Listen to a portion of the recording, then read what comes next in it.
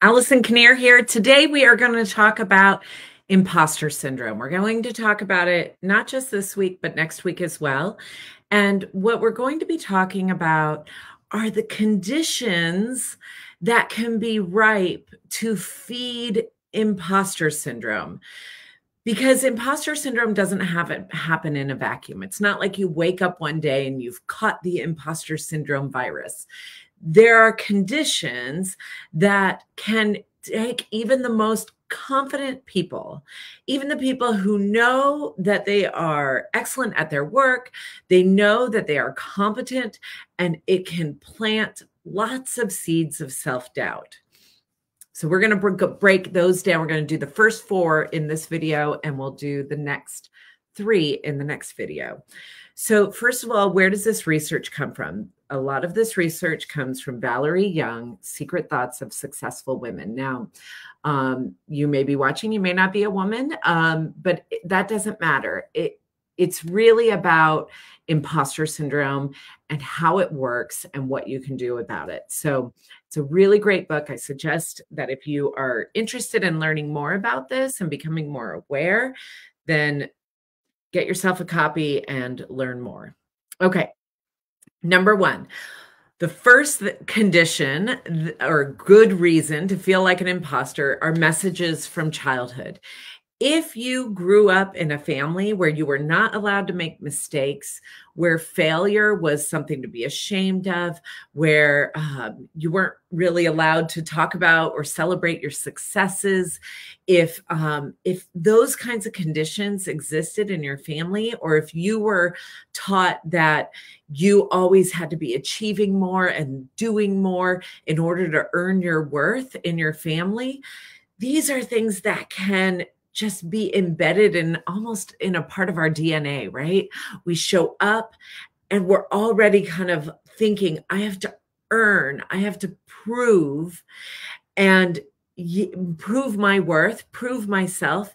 And yet that metric of like, when have you finally proven it?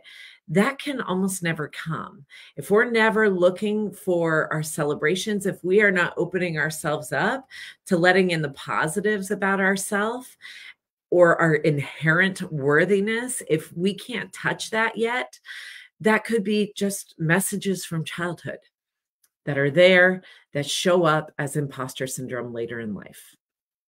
Number 2, you work alone. If you work alone, as many entrepreneurs do, as many people in the arts do, if your job has, as many of us who are working from home, if you work in isolation, you are going to doubt yourself more. You don't have your sounding boards, people, your community. You don't know what's normal to feel like.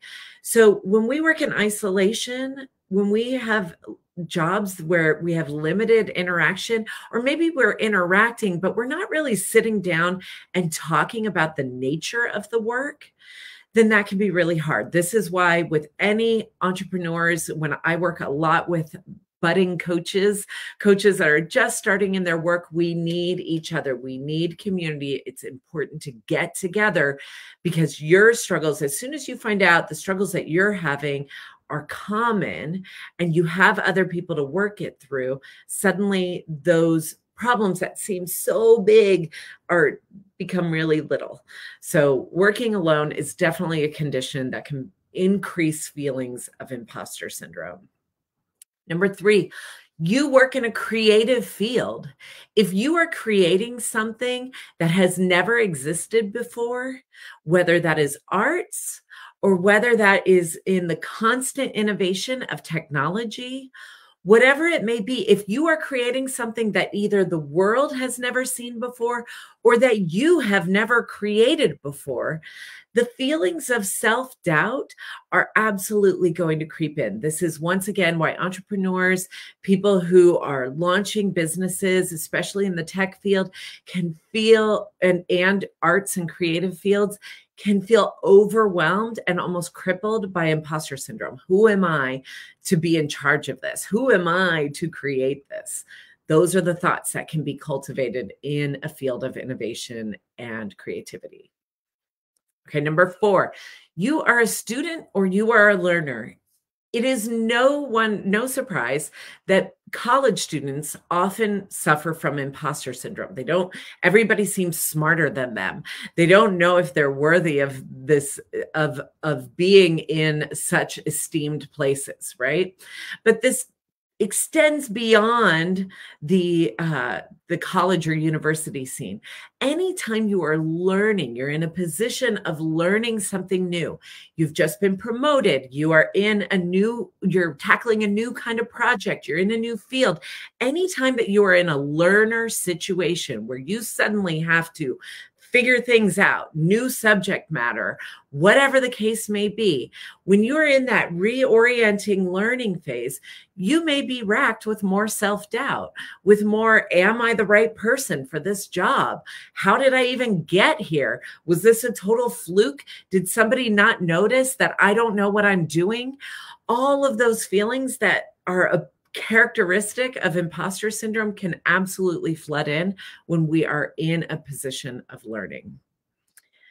These are the conditions. These are 4. There are more conditions that impact feeling like imposter syndrome. So I want you to know that even if you have total confidence in yourself and you feel really capable of your abilities in the workplace, imposter syndrome doesn't have to be something crippling. It's not something necessarily that you're ever going to get rid of, because these conditions around learning something new, around creating something new, around working in isolation, or your own childhood messages, the family comes around and you suddenly are back in your childhood state. All of these conditions can come up at any time. And if the feelings of imposter syndrome well up in you, then you can then turn your curiosity towards some of these conditions. Messages from your childhood. Are you working alone? Are you having to learn something new? Are you creating or innovating in a way that you haven't done before? If those conditions are there, then you can kind of go, okay, maybe it's not me. Maybe I'm not a fraud. Maybe these are just the conditions that can really breed that self-doubt. And I hope that when you get that awareness, and suddenly you can tame all of those impeding feelings of imposter syndrome so that you can have a smoother runway to do the work that you're here to do. That is what I have for you next week. We are going to talk about, these are things that, are just kind of the nature of the job. But next time we are going to talk about conditions they're not exactly good reasons to feel like an imposter. These are conditions that we can definitely do better as a society and as leaders so that we can diminish the amount of imposter syndrome in our colleagues and our employees and the people around us. But that is next week. I will see you then. Take care. Bye.